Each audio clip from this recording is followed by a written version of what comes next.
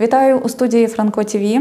Наш гість сьогодні – Ніклас Венцель, політичний журналіст з Німеччини, який працює у сфері медіа та комунікацій, який проводив воркшопи для студентів факультету журналістики. І з ними сьогодні поговоримо про те, як працює пропаганда у світі і що робити українцям та українкам, аби протидіяти тій пропаганді ефективно.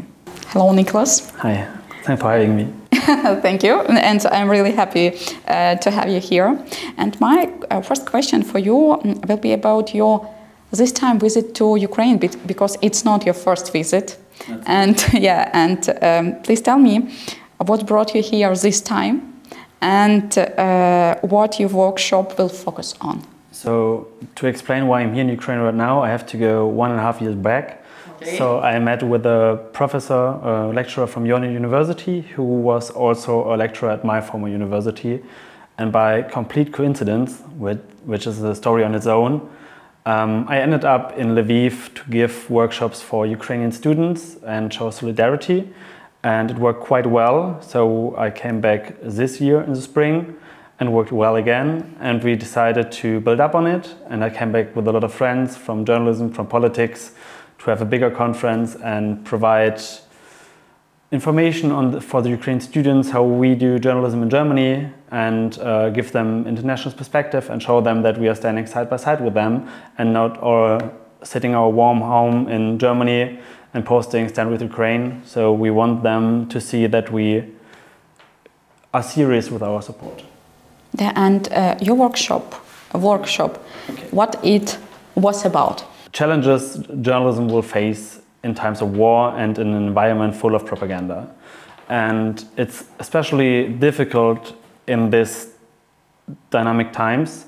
So just talking about the air attack that was in Poland by Russia some days ago, we really have not a lot of information at the first hours of the day. So how should the journalist report on it? How should he frame the information? What should he take through, and what should he wait for to have clarified the information? And I would like to talk about that and explain to the young journalists that it's really difficult to report about an issue that's close to your heart. So what's your role as a journalist? What's your role as a pro-Ukrainian activist? And where you should draw a line, and everybody has to decide on their own, but to think about where you want to position yourself. About the roles, it will be one of my next questions, but at first I want to ask you about the propaganda. Yeah, it's the main topic of your workshop, and you work a lot with this topic, and why it is so important,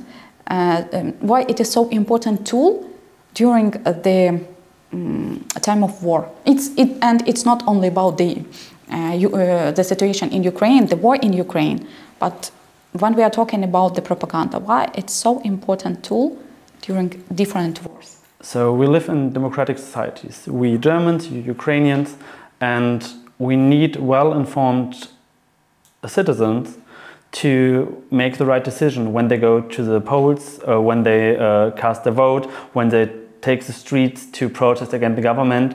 We want them to have the best information so they can push the society forwards and make it better.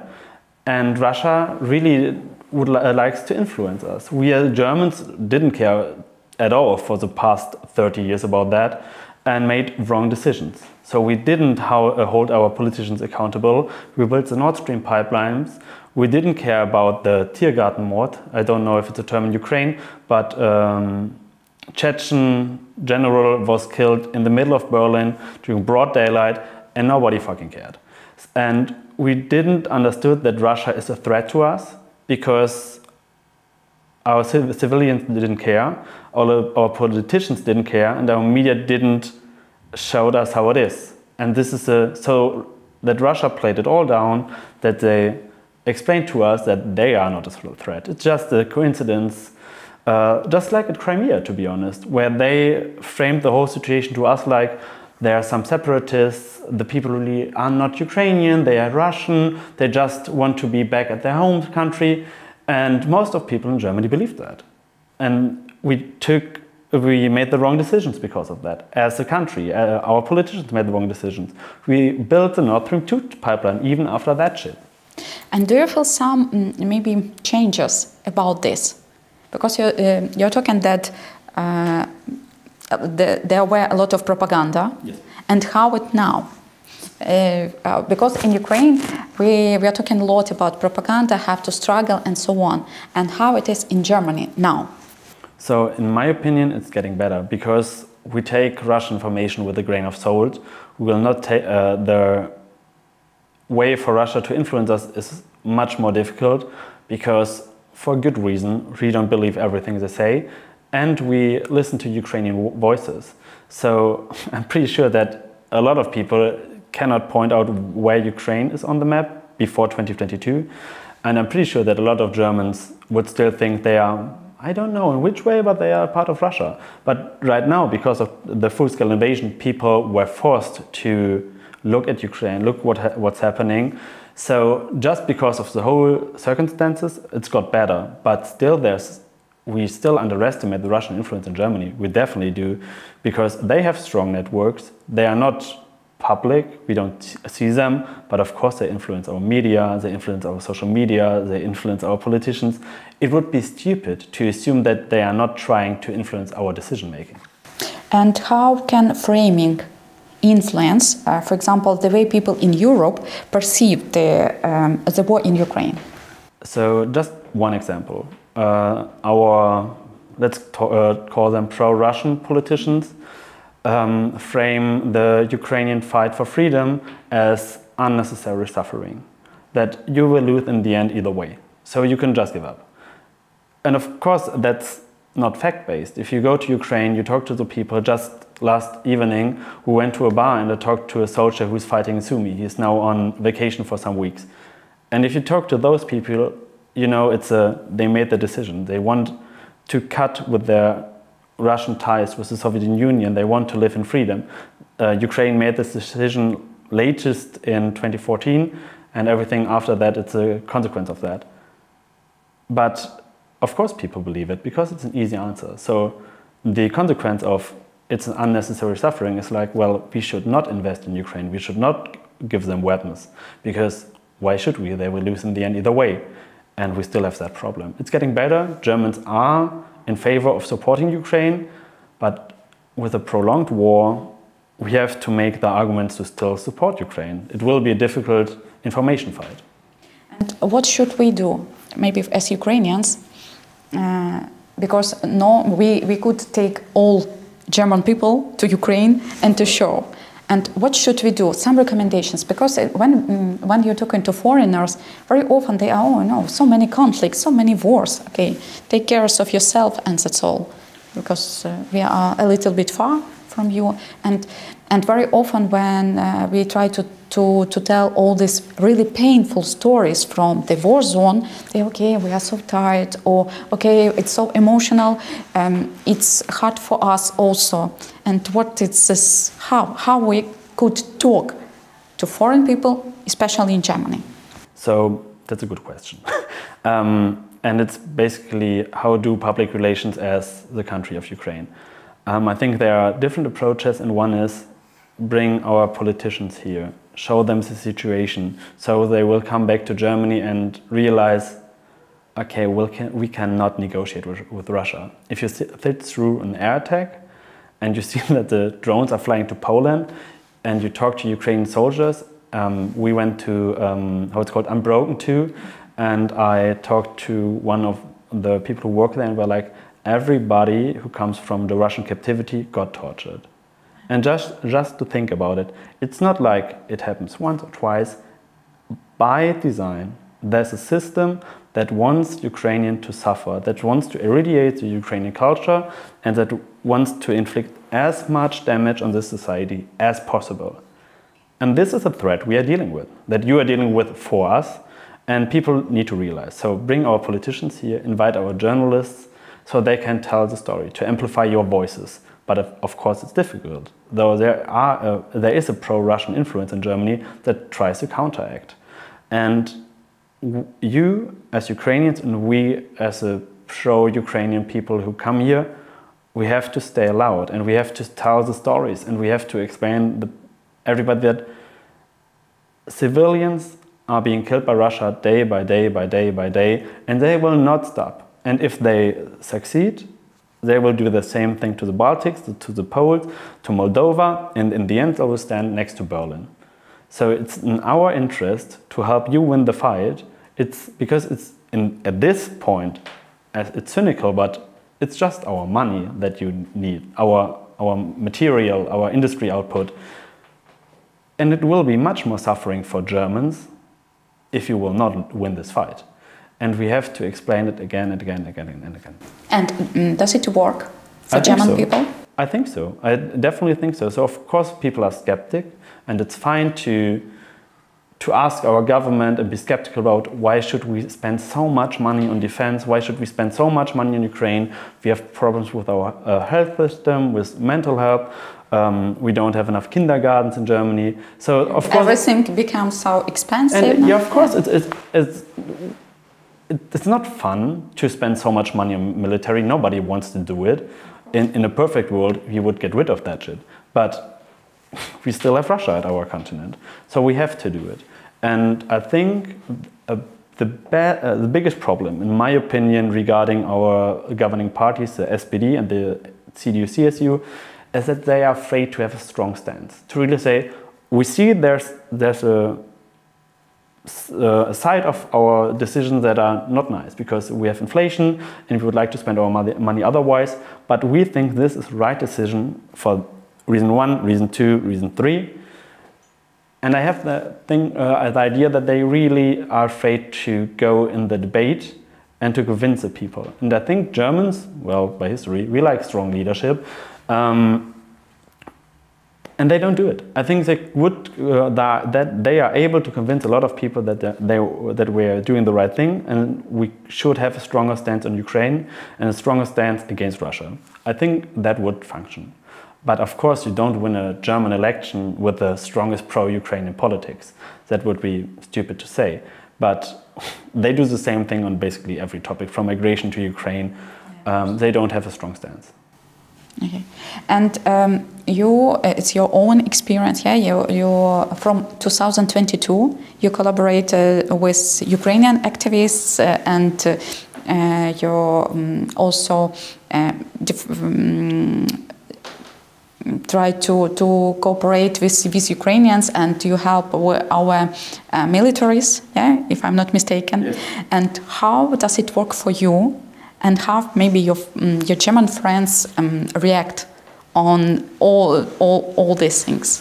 So it started right after the full-scale invasion. I started following Ukrainian journalists, English-speaking Ukrainians on social media, Ukrainians in the German Ukrainians that live in Germany, just to understand what's happening. Because before 2021, I had no idea what's happening in Ukraine whatsoever. In part of studying communication science, I came to propaganda and to Russia, and I started to understand what's happening. But after the full-scale invasion, I wanted to help in one way or another. And then a Ukrainian friend of me asked if I could help a fundraiser of her. And this is how it started. I made t-shirts I sold for her, so we could spend some money, I think, on a pickup truck at that time. I'm not sure. And then another friend asked me, and then I was like, well, I'm going to Ukraine in 2 months, and I asked my Ukrainian friends, well, I would like to do a fundraiser because a guest should bring a gift, doesn't he? And they connected me with Alexei. He was a former head of the students' government. He volunteered for the Ukrainian army, and they were like, hell, we would love if you could support him. And this was my first fundraiser directly with the military, and I did another one for another unit. So it started, and a lot of my friends were curious what I'm doing because I had nothing to do with war or Ukraine before, but I explained them that I take it serious, and I really see that as one of the most important issues for myself, and I would like to help. And basically everyone in my closer friend group and my family respect that very much and is supportive. Of course, they are afraid when I'm in Ukraine and they see there's a big air attack in the city I'm in at that point. But I think especially my parents are really proud of me at this time. And you was talking about all these different roles, that we could have, and how to combine this role of, for example, have you combine all these roles as a pro-Ukrainian activist and as a journalist and as a scientist who work with this very hard topic of propaganda and so on. How? All this? I try to separate it strictly. So I had a huge project here in Ukraine for my master's degree, and we interviewed young Ukrainians about their news consumption and what emotion they feel and what's the result in news consumption. And it had, of course, I came to the topic because of my activism. I know there's a blank spot in research, but it was a completely neutral scientific research project. I just got the idea to look at this issue because of my pro-Ukraine activism here. As a journalist, I work in politics, and I'm not doing a lot of stuff about Ukraine, but sometimes I have to do. And I have 4 people to look at everything what I write, and I'm pretty transparent that I am pro-Ukrainian, and they should double-check everything I write, so we don't have any issues, because we journalists cannot take a stance on one issue, even though I think it's an important one, and Ukraine is definitely on the right side. But if I want people to be informed, I'm not making my subjective opinion. I don't want to force them on them, and especially regarding Ukraine, I don't think it's necessary at all. I just have to lay out the facts, and if you don't end up supporting Ukraine and showing empathy toward the Ukrainians, well, my framing would not change that. And how do you think what your colleagues, maybe in Germany, or your European colleagues who works as a journalist, what they could learn from Ukrainian colleagues? I think they are really good at being at when there's an air attack of Russia or somebody gets killed in Ukraine, they are there immediately. You get pictures and reports quite quickly, and information get verified pretty quick. And I think Ukrainian journalists have a high resilience against propaganda, and we really, as a journalist, have to understand that there's state-owned media from another states that really wants to spread propaganda, and we have those problems both sideism, like side one A says that, side B says that, and to handle this issue is pretty annoying, to be honest, because it's difficult to draw a line. I think we could learn this from Ukrainian, but also from Baltic journalists too. They have a better approach to dealing with disinformation from a higher level.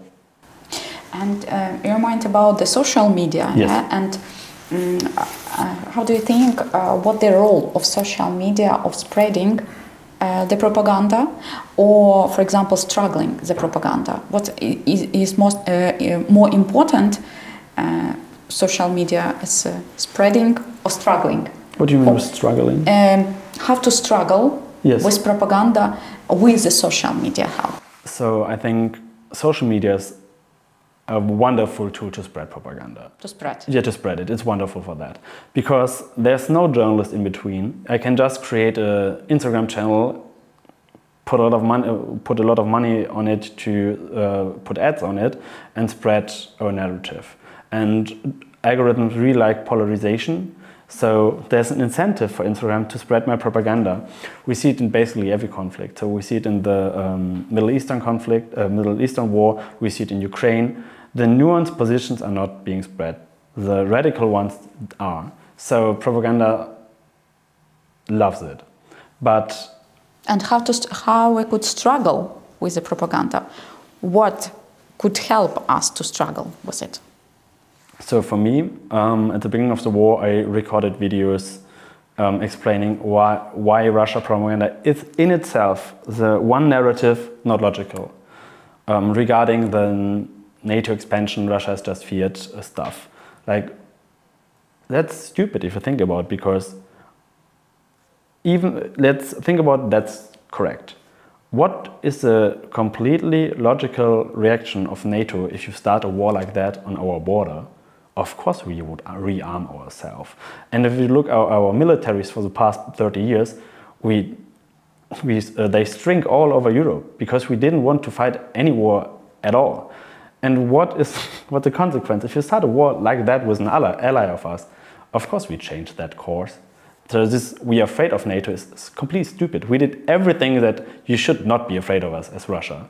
That was stupid, to be honest, but the narrative is stupid. So and you can explain that to people really, really quickly and really easily. And social media is really empowering. And I talked to that with the German-speaking Ukrainian students I had in my research project, that I don't understand why every fundraiser they post is in Ukrainian, why they don't even post fundraisers in English, why they don't make content in English, why they don't make it in German, because you know the students here, they're lovely people, they are so so nice, show so much hospitality, and if you see them and listen to stories, you have to show solidarity with them because they really touch your heart. And I was like, well, post the fundraisers where you collect money for your father at the front line in German, you will get another target group. So social media is really empowering if you use it correctly. So you can reach a broad audience outside Ukraine that has money to spend on you, that can help you, and they will push your narrative and amplify your voice in their country. And this is why, for me, I was shocked regarding your faculty that you speak so little English here, that your study program is not basically 90% English, because mine in Germany is basically every paper I had to read was English. And there's a huge amount of German communication science that I could read, and it's not enough, and it's even worse for Ukraine. And in my opinion, you should shift drastically to English research here to empower your students to tell the Ukrainian stories to the world, because Ukrainians know what's happening here. They don't need any information about how brutal this war is. But if young Ukrainian journalists explain the horrendous actions of the Russians, people will get informed. So the facts can counteract the propaganda, and the best people that can say it are really good Ukrainian journalists. They are where it happens. And maybe you will be surprised, but even Ukrainians need some explanation about this war. Of course. Yeah, that's why it's not so easy, and we have also some challenges about this, and especially about propaganda. And as I understood, and also I'm working on this topic because I'm working on my PhD research about the dialogue in strategic communication, and of course it's also the part of strategy. The propaganda is the part of strategic communication. And as I understood that for spreading propaganda, we need not so much time. But for struggling, we need a lot of time. Yes, and that's why it's very slow work. But hard, but very slow work, but we need to do. Yeah, definitely. Yeah, and the end of our conversation, I would like to ask you about some advices also for our students, because you remind about all this English speaking, English working, German speaking and German speaking and working, and so on, and maybe any other language if we want. I'm thinking about the Chinese language, for example, because it's also a lot of audience. But maybe some advices for our young journalists and for our students how to resist the propaganda, because as I saw as a lecturer, sometimes I saw it that even our students, they are very young, that very passionate, and sometimes also they have a lot of questions that I feel that, okay, it's an influence of propaganda. How to not maybe to struggle, but to resist. Okay, I think the first thing is, if you think you cannot fall for propaganda, you are doomed to fall for it. So everybody fell for one propaganda lie, in which context, I don't care. Because I don't have time to fact-check stuff that it's plausible for me every time. I get so much information through social media, through news outlets, and people make mistakes. I am, as a journalist, make mistakes and spread not propaganda, but wrong information. So there's no intent behind it. And to be open to make failures and better yourself after that. To talk to your colleagues, to your lecturers, like, why did I make this mistake? Where were my mistake in the fact-checking process? And don't be ashamed, because everybody falls for it. So really think about how you do your work. Be open for harsh feedback. You will get better. And I think one thing that I see every time when I'm in Ukraine, that Ukrainians, especially younger people, don't realize how fucking proud they are, and how fucking strong they are, and how fucking resilient they are. Because I sit in my warm bedroom in Berlin and I start crying if I hear the stories from my friends in Kiev, when they tell me that they had a horrendous night, that the rocket hit next to their building, and I start crying. And I ask them, well, how are you? And they're like, well, another day in Ukraine, isn't it? And it's insane how brave you are. And to be proud of that will help journalists too. Because of course you are afraid to go to the front line, and it's a good thing to be afraid. And it's you are afraid to report on that stuff, because Russia will will try to kill you at the front line, and Russia will try to put propaganda on you. We had the situation or the story about the Ukrainian journalist in the occupied regions that got tortured and killed and got sent back to Ukraine. Yeah, it's about Victoria Rosh. Yes, and of course people are afraid, but Ukrainians are so inspiring that a lot of them are afraid, but fight Russia either way. They don't back down. And to really think about how brave this nation is and how much you went through and you're still going on is empowering. And I think Ukrainians and especially journalists should think about that too much more often. Yeah, thank you. It's very, very, very inspired. I think not only for me, but for all our colleagues. Thank you for this conversation, and thank you for the supporting of Ukraine. And it's really very important for us. Thank you. Thanks for having me. I will definitely come back. Okay, we are waiting for you. Yeah. Thank you.